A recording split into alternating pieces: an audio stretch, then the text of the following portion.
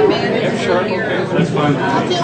now we're going to take you back in time. Here's a tune that was recorded by a gentleman by the name of Trimble McCullough.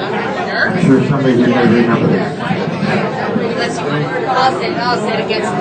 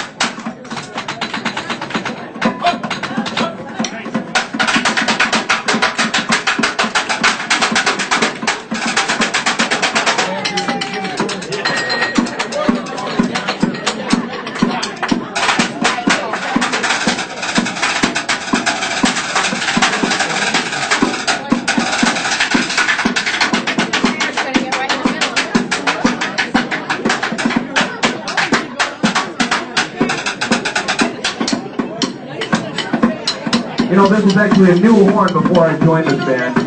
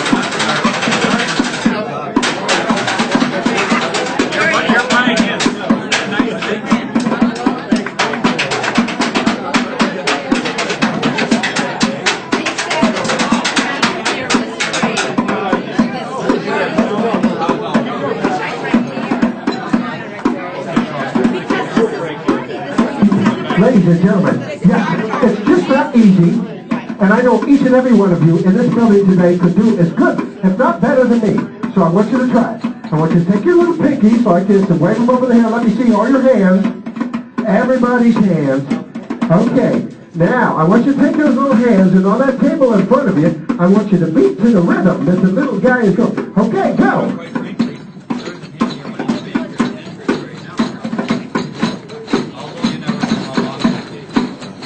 Yeah. Can I get everybody to do it? Come on. So I see some people not doing it. Come on. Everybody.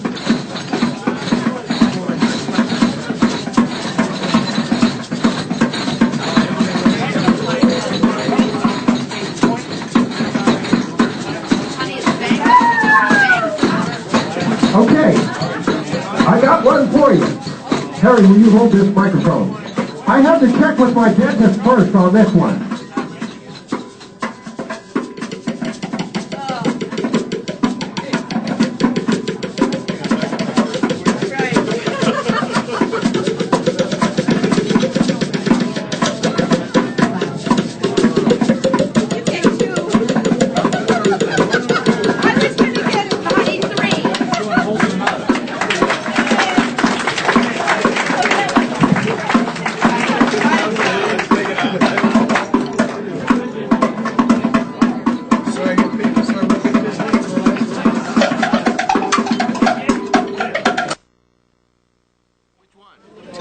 Blues? I don't think so. Oh, I sent it to you. You're like, he's doing that's fine. Tone higher. Yeah. Wait a minute, let me adjust here. Okay. Oh, that's good. We're in C. Okay. Won't you come along with me to the Mississippi? We'll take a boat to the land of dreams, steaming down the river down to New Orleans. The band there to greet us, old friends to meet us. Where all the lights and the dark both meet, heaven on earth they call it Basin Street. Yeah, Basin Street is the street where the elite they always do. New Orleans, that land of dreams. You'll never know how nice it seems, or just how much it really means. Welcome Street for you and me. Welcome Street for you and me. Where I can lose my Basin Street blues. Like Isabella.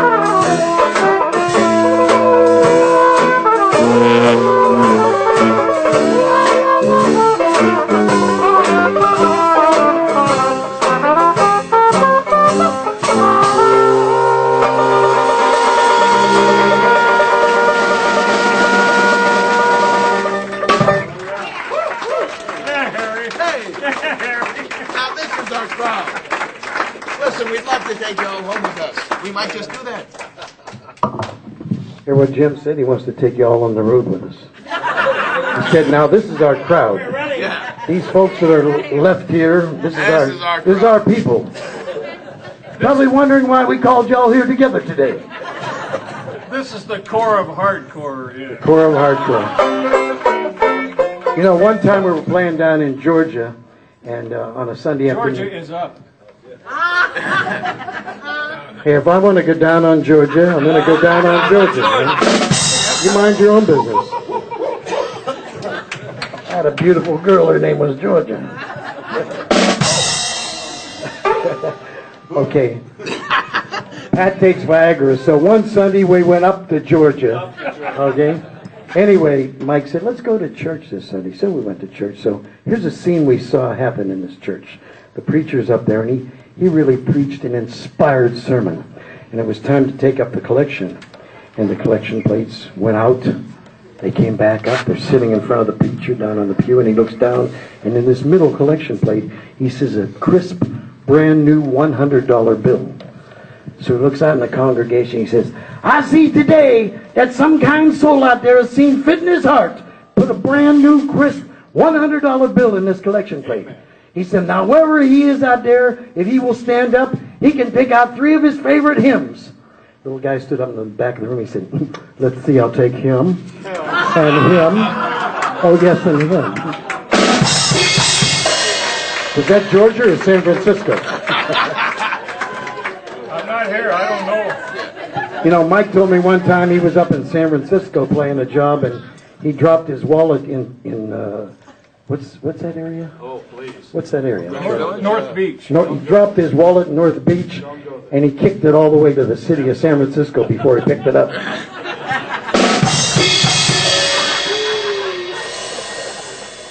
I said they didn't get any better, and I was right.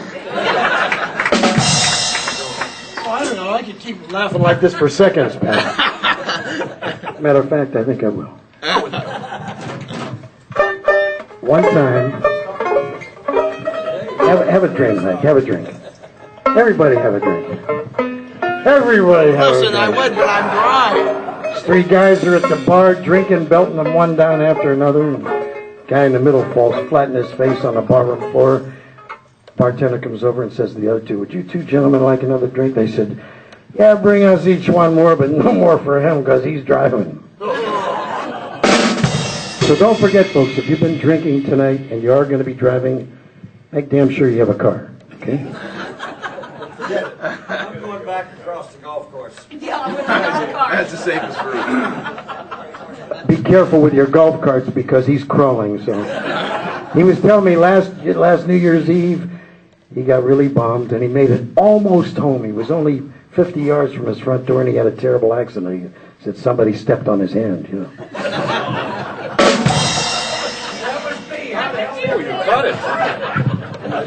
Just one more short story for you. One time we were flying over to Japan. It was one of those cocktail flights where they serve drinks before dinner, you know. So Mike and I are sitting beside each other, and across the aisle from us is an Irish priest and a rabbi.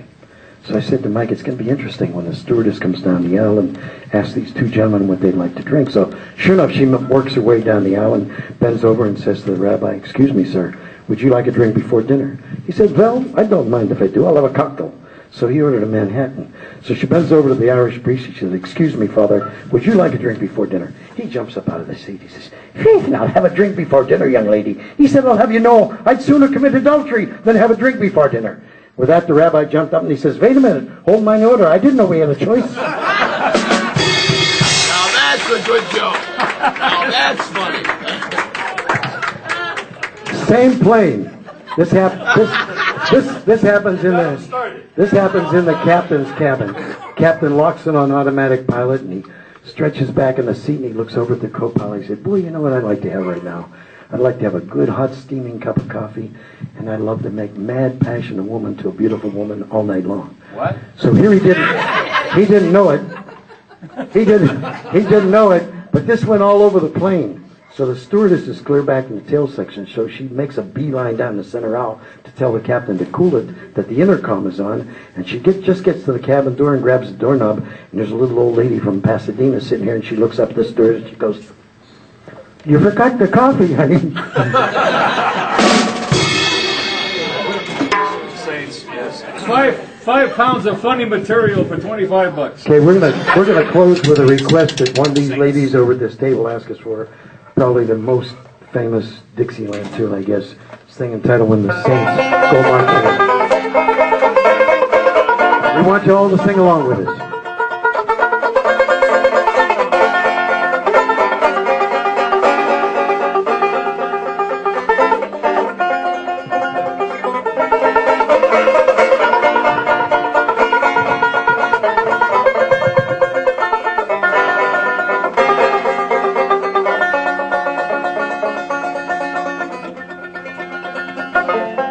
God, doesn't that just make you want to cry?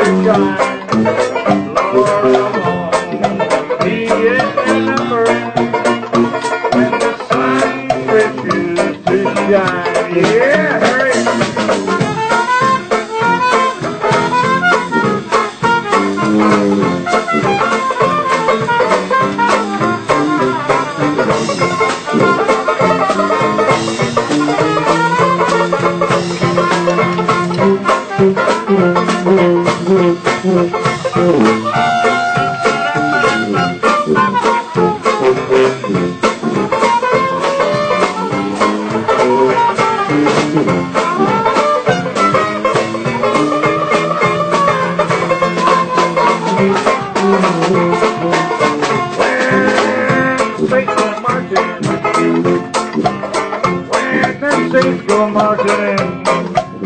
Lord, I want to be in that number. When the saints go marching in, oh yeah.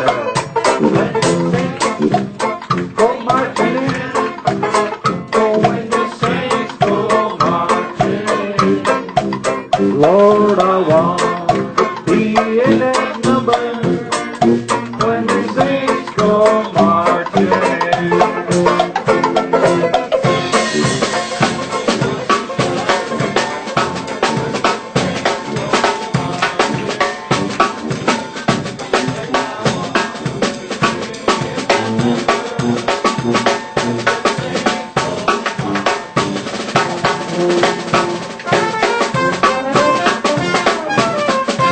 Saints go marching in.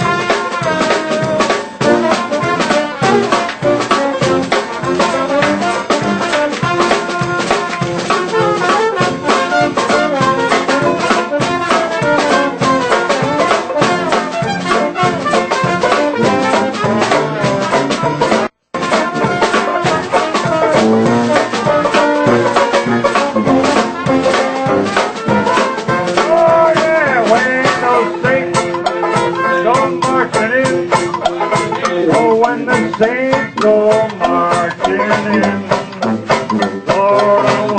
to be in that number. When the saints go marching in.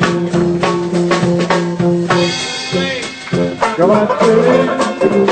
Now when the saints go marching in.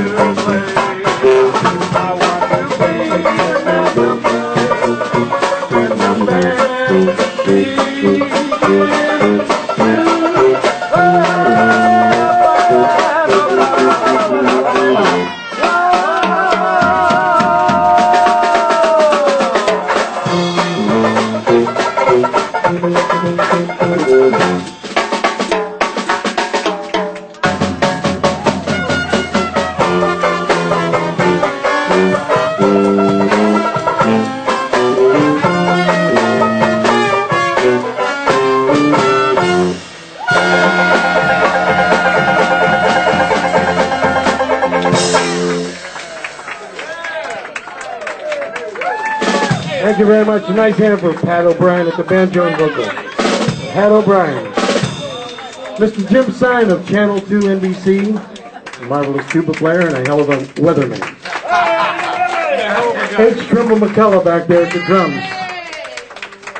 Mr. Mike Isabella on the trombone and vocal. Thank you, sweetheart. Thank you. My name is Harry Hellings. We hope you've had a marvelous time. We've enjoyed being here with you. God bless you, and we hope to see you again. Bye-bye. Thank you. Thank you. Thank you very much. And Jim Syoen said if anybody wants to put anything in the tip jar, his mother needs an operation, so... What I want to know is how'd you get the night off with this weather coming in? I have to work early tomorrow. Early? Be at about 3:30. Very early. Yes, very early. We have to make the day change with the back.